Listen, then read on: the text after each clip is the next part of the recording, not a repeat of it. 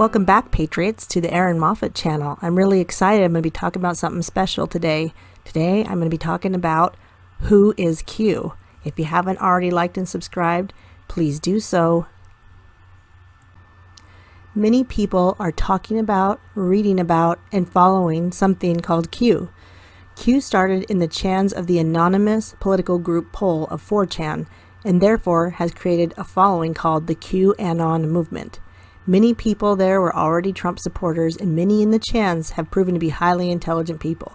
Luckily, for those of us who are not quite at the pay grade of the Anons and the chans, there have been many to help us to understand the truth of the corrupt deep state, how Trump's election changed it all, and how Q falls into any of it. What no one knows is who Q really is. There have been several speculations. JFK Jr., John Kelly, a team of military operatives, the president himself, and many other speculations.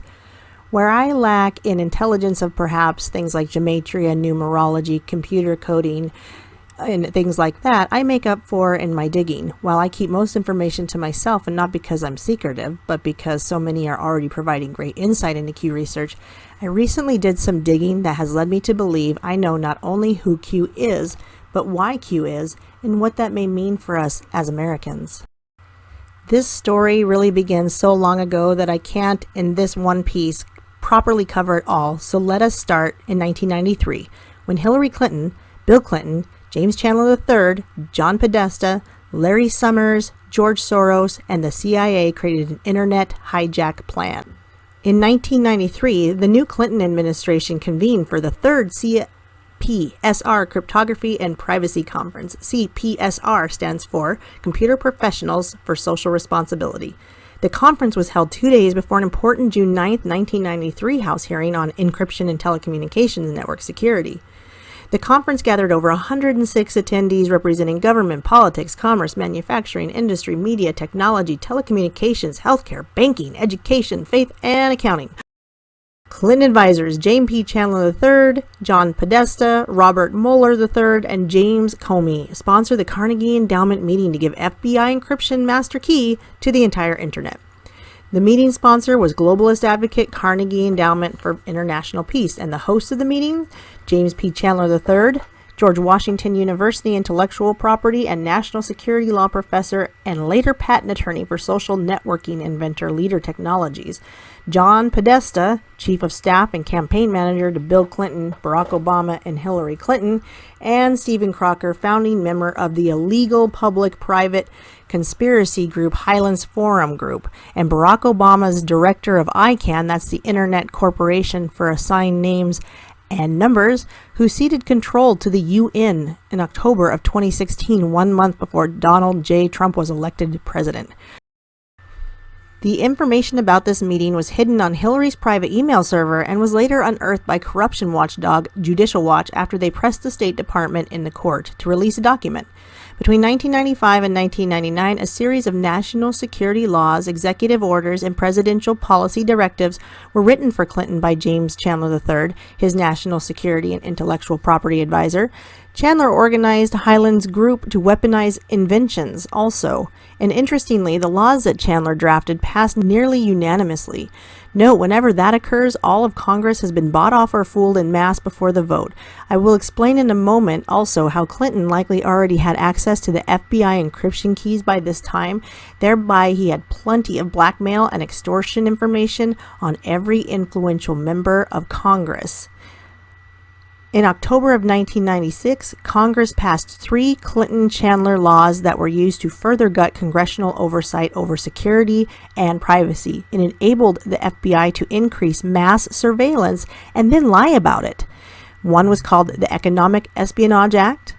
The Federal Trade Secrets Act was the second, and the third was the False Statements Accountability Act, which I've provided here with the numbers and designations so that you can look at these further should you wish to.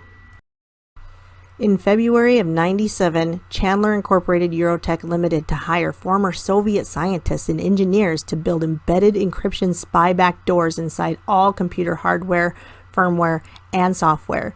The key Eurotech players were and are Microsoft, IBM, Intel, Cisco, Oracle, and Wind River, among others. On October 23rd of '97, the Clinton Foundation was formed. On August 6th of 1998, Robert Mueller III's law firm Hale and Dorr, which is now called WilmerHale, helped file, quote, the Internet of Things, unquote, patents for Hewlett-Packard that described a global surveillance grid that even monitors and controls individual body functions and describes human beings as wetware. The invention also contains an accounting and taxing capability to manage certificate authorities, to control public key infrastructure encryption, tax the Internet, and control wetware access. On August 18th of 98, Entrust Technologies Incorporated went public after being started as a spin-off of Nortel Networks to manage and distribute public key infrastructure certificate authorities, the encryption keys for the Internet. Their customers include important military, banking, healthcare, and government entities in the US, UK, Australia, Canada, Sweden, Denmark, France, Spain, Italy, and China. In 1999, Sheryl K. Sandberg became Chief of Staff to Clinton Treasury Secretary Lawrence Larry Summers.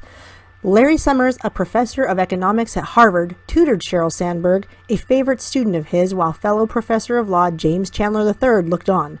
In their hubris, they have used their inside knowledge of America's legal and economic weaknesses to try and create a permanent ruling class among their cronies. In July of 1999, Clinton Attorney General Janet Reno created a new office of special counsel inside the Department of Justice after the special counsel law was not reauthorized by Congress.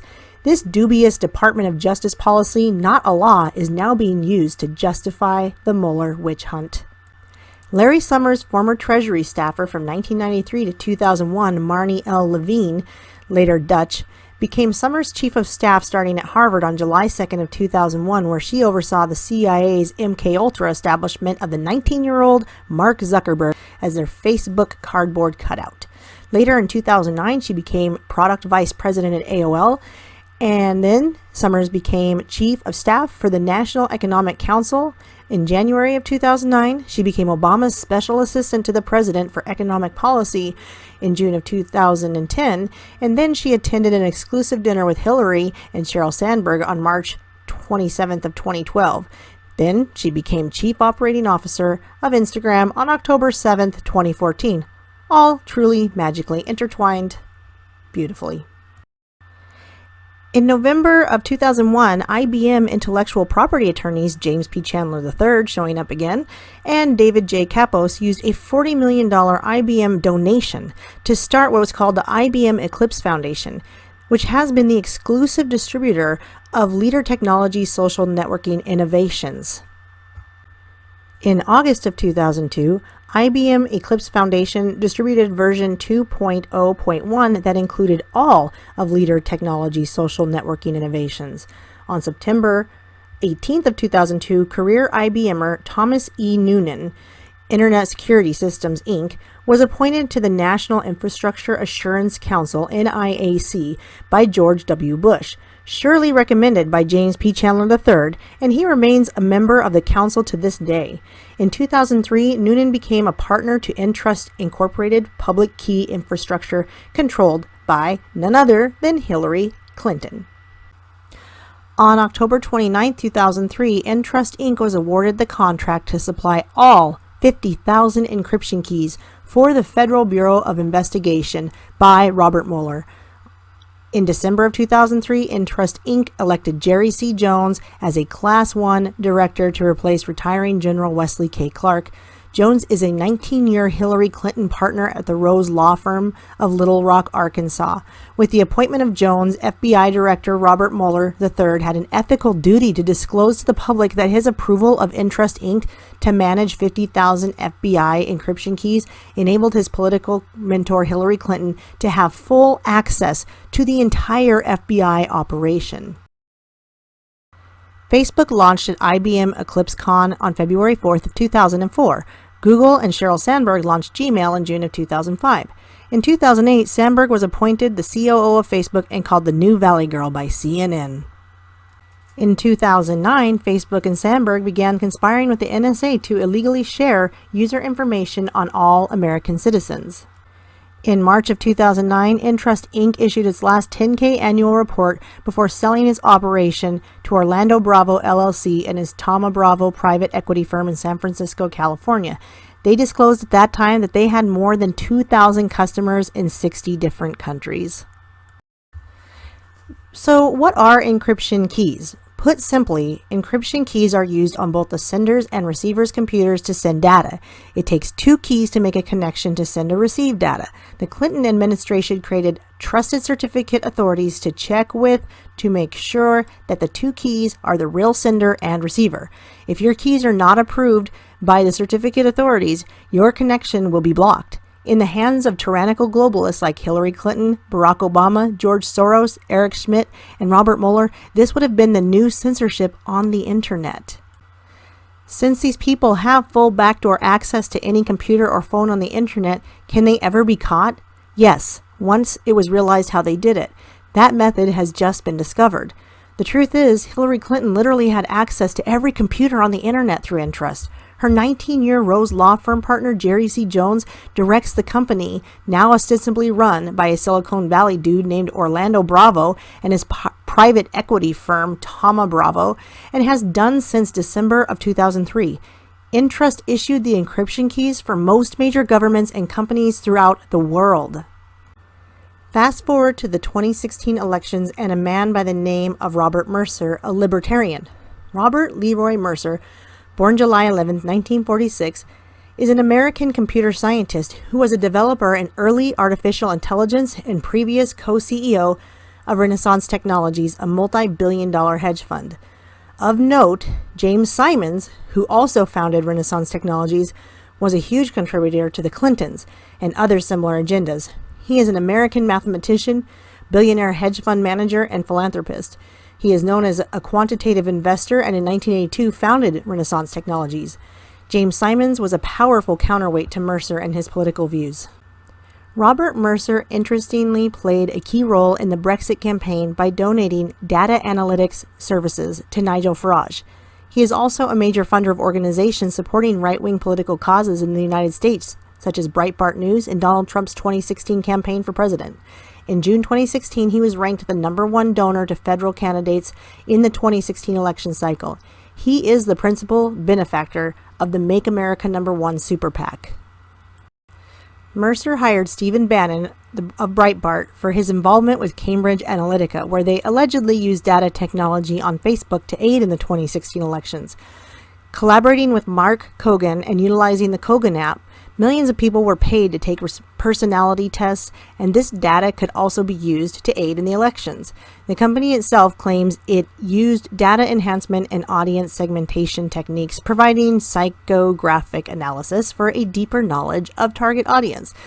The company used the Big Five model of personality, behavior micro-targeting, to identify personality traits based on the Ocean model, which stands for openness, conscientiousness, extroversion, agreeableness, and neuroticism. The company indicates that it can predict the needs of subjects and how these needs may change over time. Services then can be individually targeted for the benefit of its clients, from the political arena, governments, and companies providing a better and more actionable view of their key audiences. For each political client, the firm narrowed voter segments from 32 different personality styles it attributes to every adult in the United States. The personality data would inform the tone of the language used in ad messages or voter contact scripts, while additional data is used to determine voter stances on particular issues. The data would get updated with monthly surveys asking about political preferences and how people get the information that they use to make decisions. It also covered consumer topics about different brands and preferred products, building up an image of how someone shops as much as how they vote. The CEO of Cambridge Analytica was Alexander Nix, and apparently Nix had a relationship with Julian Assange. Cambridge Analytica had reached out to Assange in July of 2016 and offered to help him index and distribute the 33,000 emails that had been stolen from Hillary Clinton. Assange issued a statement saying that he had turned down the Cambridge Analytica offer. Alexander Nix, the company's chief executive, told Westminster MPs the same in February during an appearance at the Commons Digital Culture, Media, and Support Select Committee. Nix said he found a contact for WikiLeaks speaking agency on the internet and sent Assange an email. Brittany Kaiser, a once senior executive at Cambridge Analytica, visited Assange on the 17th of February of 2017. 17! Ms. Kaiser is also alleged to have funneled money to WikiLeaks in the form of cryptocurrency. She called the organization her favorite charity, which tells me that they were trading information and working together. So we now see these connections. Mercer, Bannon, Cambridge Analytica, Facebook and Kogan app, and Trump win. Cambridge Analytica, Alexander Nix, Assange, Trump has the servers. James Simons, Hillary Clinton and others hijacked the internet, encryption keys, FBI, NSA, CIA, Wojak was all stopped by taking back the keys from Hillary and ensuring a presidential loss. And this leads me back to Mercer. He is an expert in AI, working with AI that is much faster than binary, using qualitative and quantitative data analyses. His AI would be able to know gematria, numerology, statistics, be able to drop at the same time as the president tweets, withhold vast amounts of knowledge, and likely all information from the servers. This AI would be able to compute future happenings and desired outcomes for countless agenda scenarios from millions of data analyses pathways. We can find where quantitative and qualitative AI has been very useful for scientific and psychological studies. As humans in our physical environments, we have a lot of work to do to reduce variable interferences to get desired outcomes. AI has come in to provide a way to produce hypothetical and very significantly precise outcomes logically and with computer intelligence taking out all possible interfering variables. Quite possibly, AI will be taking out the need to do any more human studies in many specialty areas. The outcomes will be much more significant than our human studies, as there would be no human error on the side of emotion, bias, or simply the inability to foresee interfering variables. And it's fast. Think Person of Interest, the TV show. There was an episode where the AI had to get the humans out of a deadly situation. Every possible outcome was ending in death. The AI had to be fast enough in this very high-stress situation to go through millions of possible outcomes before it found only one where they could survive. Also, the AI was not under stress, was without emotion, and was not fearful, only logical. That is what we understand AI to be capable of today. It can interact and appear to be a real human. It can have personalities, moods, likes, dislikes, favorite music, books, and on, and it can learn. It is fast and can calculate responses and decisions instantaneously. It can drop hints and clues, including ways for people of all ways of thinking to find answers. People who understand gematria, numerology, Illuminati family histories, economics, statistics, etc. You get it. AI can show us where to look and what to look for to find the information we already had, but never knew we had it. AI can move people to work together, to unite, and to spread the truth. AI can rejuvenate a sleepy nation and awaken it to a future that is in the power of the people. Friends, let me present to you Q. Mercer has taken the same data technology and donated to Brexit as he has for Trump. He put Trump in office utilizing same but better strategies that Hillary Clinton has used for decades. He's taken back control, started up QAI, and is giving the power back to the people by pushing them to learn, research, and uncover truth. And who else has received this data sharing? It remains to be seen. I know Mr. Mercer isn't talking, but Q is. We have more than we know. The choice to know is ours. Where we go one, we go all.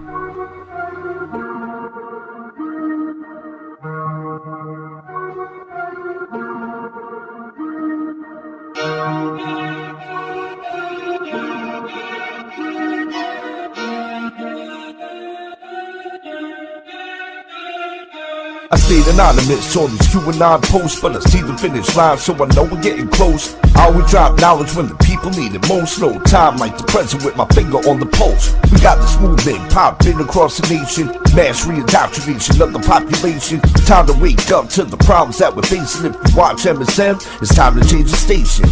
Man, I'm just keeping it real. It's beyond my control since I took the red pill. There's a reason that Trump put tariffs on the steel. The pieces of the puzzle come together to reveal a picture so vivid of the world that we live in. No deals will be made, y'all remain unforgiving. Collusion is delusion, it's already been proven. When it drags on, we add on to the movement. Wayland array for another school shooting, while the cowards from Broward stood by and didn't do shit. I saw a small light through the world of confusion. In a land full of shills, I killed the illusion. Yeah, where we go on, we go all. United we stand, but divided we fall. Watch the water, keep your eye on the ball. Patriots fight, now it's time to heed the call. The system is failing, we're the second biggest threat. Digital warriors all across the net. Every day, patriots and military vets. Every day we recruit a fleet of new cadets. A plan to bring the cabal down to its knees. Forest fires burn, but forget to burn the trees. Direct energy from the PG&E.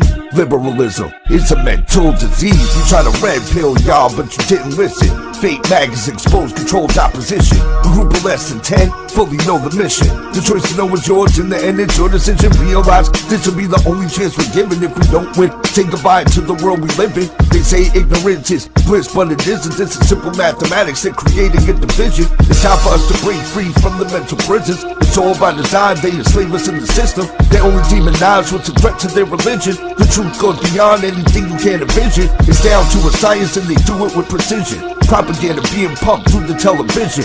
But our time is now, we've awakened with the vision. The great awakening, now we change the world we live in.